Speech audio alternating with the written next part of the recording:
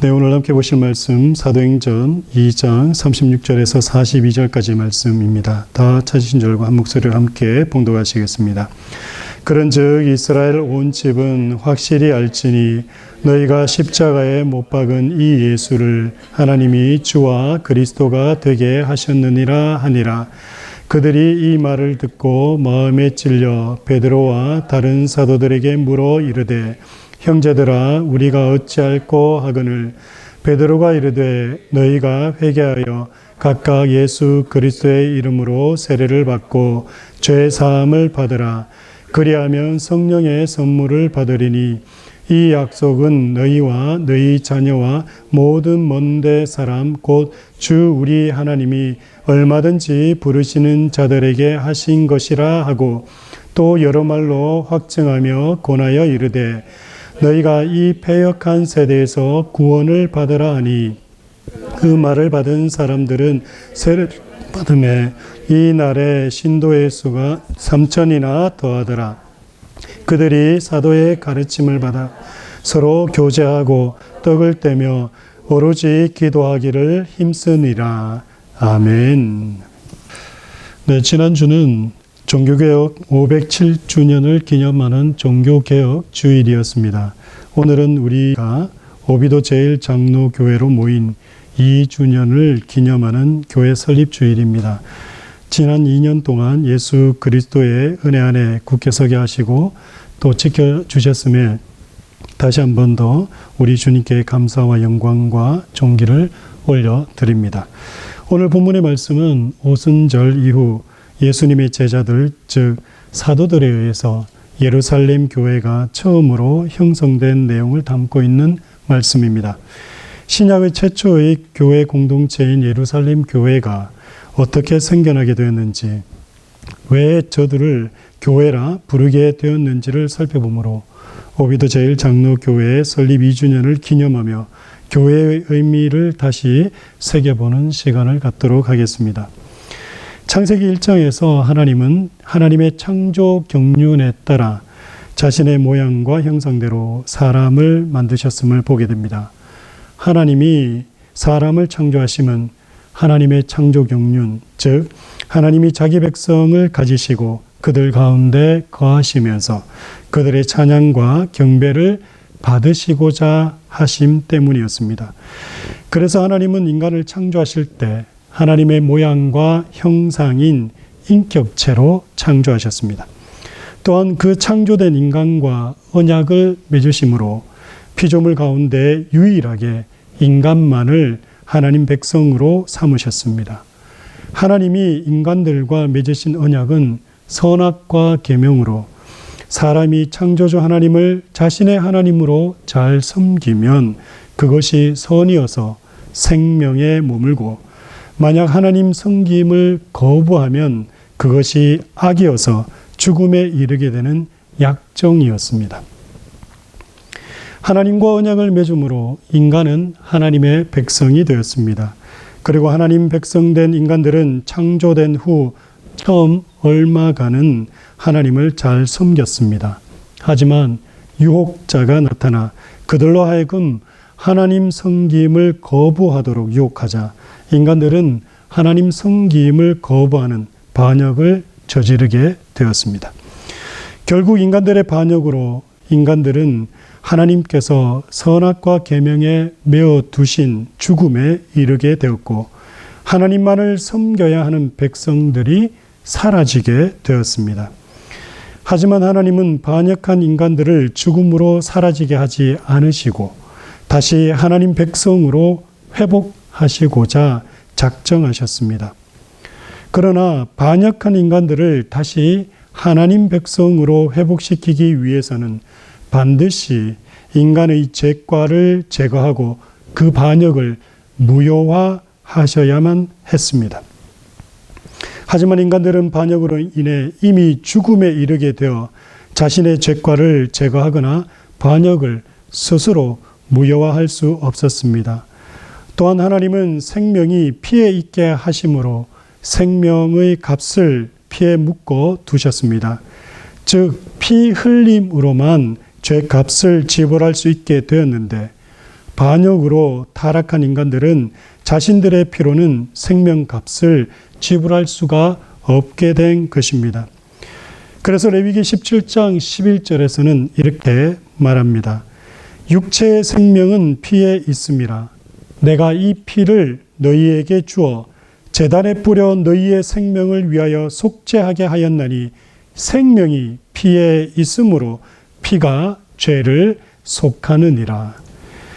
하나님은 자신의 죄값을 치를 수 없게 된 인간들을 위해 하나님 자신이 죄가를 직접 갚으심으로 인간의 반역을 무효화하기로 작정하셨습니다. 이것을 우리는 하나님의 구속 경륜이다라고 말합니다. 하나님이 인간의 죄값을 지불하고 인간의 반역을 무효화하시고자 하나님 자신이 사람의 자리에 오셔서 무죄한 사람으로 피 흘리심으로 그 죄값을 치르기로 작정하셨습니다. 마침내 하나님이 사람으로 이 땅에 오사 성육신 하심으로 십자가에서 피 흘려 죽으셨습니다. 그리스도께서 십자가에서 피 흘려 대속하심으로 인간의 죄값이 지불되고 인간의 반역죄가 무효화되게 하셨습니다. 또한 그의 부활로 인해 그의 구속사역이 완성되었음을 나타내심으로 인간의 반역죄가 무효화되고 다시 하나님 백성이 회복되었음을 선포하셨습니다. 반역한 인간이 다시 하나님 백성이 되었으므로 인간에게 떠났던 하나님의 영이 다시 사람들에게 오게 되었습니다. 이 성령의 오심은 그리스도의 구속사역의 완성으로 이루어진 것입니다. 그냥 저절로 이루어진 것이 아니라 그리스도의 구속사역이 완전하게 성취되므로 성령이 오시게 된 것입니다. 인간의 죄가 씻기고 인간의 반역이 무효화되었음을 확증하는 성령의 오심이 바로 사도행전 2장에 기록된 오순절 성령 강림 사건인 겁니다. 성령께서 인류에게 다시 오신 이유는 하나님의 창조 경륜을 다시 이루고자 하심입니다. 하나님의 창조 경륜이 무엇입니까? 하나님이 자기 백성을 가지시고자 사람을 자신의 모양과 형상인 인격체로 만드시고 그들과 함께 거하시면서 그들의 찬양과 경배를 받으시고자 함입니다. 예수의 십자가 피 흘리심으로 인류의 죄가 씻겨졌으므로 성령께서는 하나님의 백성을 다시 부르십니다. 그리고 성령께서 하나님의 백성을 부르실 때는 그냥 부르는 것이 아니라 반드시 예수의 피를 하나님의 택한 백성에게 적용하심으로 그들의 죄가 씻어지게 하셔서 하나님의 백성 되게 하십니다. 따라서 성령께서는 하나님의 택한 백성들에게 예수의 피를 적용케 하시기 위해 복음을 듣게 하십니다. 왜냐하면 복음을 듣고 믿음이 생겨 죄 씻음이 일어나기 때문입니다. 성령께서는 택하신 하나님의 백성들을 거룩하게 하시기 위해 주의 종들을 세워 그들로 하여금 복음을 선포하게 하십니다. 또한 복음 선포로 반응한 백성들에게 믿음이 생겨나게 하심으로 거듭나게 하십니다. 비록 믿음이 하나님께서 주시는 선물일지라도 믿음의 소유자는 신자에게 있으므로 믿음 고백할 때 거듭나게 되는 것입니다. 그러므로 성령께서는 택한 백성의 믿음 고백을 받으심으로 예수의 피를 그 백성에게 적용하사 죄 씻음 받게 하십니다.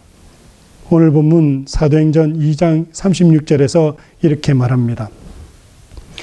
그런즉 이스라엘 온 집은 확실히 알지니 너희가 십자가에 못 박은 이 예수를 하나님이 주와 그리스도가 되게 하셨느니라. 하나님께서는 우리의 생명 되신 예수 그리스도를 주와 그리스도가 되게 하신 겁니다. 성령은 주의 종들을 통해서 복음을 선포하게 하십니다. 그 누구를 통해서가 아닌 주의 종들을 세워 그들로 하여금 복음을 선포하게 하신다라는 말씀입니다. 그 복음의 내용이 바로 십자가에서 죽은 나사렛 예수가 하나님과 그리스도가 되심의 선포인 것입니다. 그리고 이 복음 선포를 통해 하나님의 택한 백성들은 듣고 믿음으로 반응케 되어 죄가 씻어져서 하나님의 백성으로 회복되는 것입니다. 이를 통해 성령께서는 하나님의 백성들을 모으시는 겁니다. 오늘 본문 37절에서 말합니다. 그들이 이 말을 듣고 마음에 찔려 베드로와 다른 사도들에게 물어 이르되 형제들아 우리가 어찌할꼬 하거늘. 언제 어디서나 복음이 선포되면 반드시 하나님의 백성들은 그 복음에 반응하게 되는 일이 일어납니다. 복음을 듣고도 반응하지 않는다면 그는 하나님의 택한 백성이 아닌 것입니다. 복음에 반응한 자만이 하나님의 백성이 되는 것입니다. 교회란 무엇입니까? 복음 선포를 통해 그 복음에 믿음으로 반응하여 모인 공동체가 교회인 것입니다. 그러므로 교회의 제일 되는 본분이 무엇입니까? 복음 선포입니다. 교회는 오직 복음만을 선포해야 합니다. 그 어떤 것을 말하거나 나누거나 이야기해서는 안 됩니다. 이것은 사도 바울이 말한 다른 복음을 말하는 것과 같은 겁니다. 주께서 우리를 교회로 부르신 이유도 바로 복음 선포로 하나님의 백성을 모으시기 위함입니다. 그 복음의 내용은 무엇입니까? 사도행전 2장 36절에서 말씀하듯 예수가 주와 그리스도가 되심이 복음입니다. 창조주 하나님이 구속주 하나님이 되셨음을 선포하는 것이 복음입니다. 이것을 그리스도의 인격과 구속 사역이라고 말합니다. 교회가 교회되게 하는 것은 그 교회가 복음을 선포하는 교회이냐 아니냐에 달려 있습니다. 그냥 함께 모여서 교회 간판 걸어놓고 교회 하자고 해서 교회가 되는 것이 아닙니다. 교회는 반드시 예수가 주 하나님과 그리스도 구원자가 되심을 선포함으로 창조주 하나님이 친히 구속주 하나님이 되셨음을 선포함으로 그 선포된 복음에 반응한 자들이 교회를 이루게 되는 것입니다. 이를 위해서 우리 주 예수께서는 교회의 항존직인 목사와 교회의 직분을 세우셨습니다. 우리로 목사와 교회의 직분자로 부르심은 복음 선포를 위해 부르심입니다. 성령께서 주 예수께서 다시 오시는 날까지 교회 안에 목사와 직분자를 세우심도 하나님의 택한 백성 마지막 한 영혼이 복음을 듣고 돌아오게 하시기 위함입니다. 마지막 그 한 영혼이 복음을 듣고 돌아올 때 그제야 종말이 오는 것입니다. 사랑하는 교우 여러분, 오늘은 우리 교회 설립 2주년을 맞이하는 날입니다. 그리고 우리는 교회로서 오늘 입교와 명예장로 주대와 성찬식을 가집니다. 입교는 유아 세례를 받는 자가 성인이 되어 자기 스스로 믿음 고백을 교회 앞에 함으로 교회의 참된 성도가 되는 선포입니다.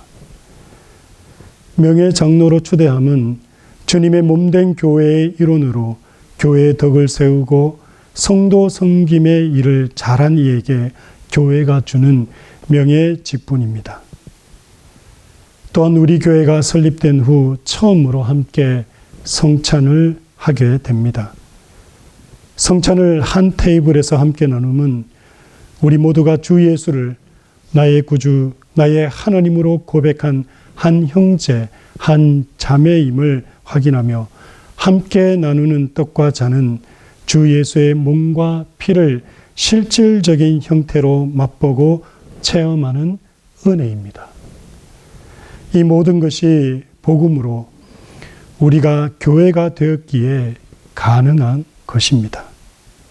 오비도 제1장로교회 설립 2주년 감사 주일 예배에 참석한 모든 분들에게 우리 주 예수 그리스도의 은혜가 넘쳐나시기를 간절히 축원합니다.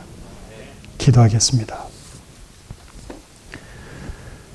교회의 머리이시며 교회의 주인이신 주 예수께 모든 존귀와 영광, 찬양을 올려드립니다.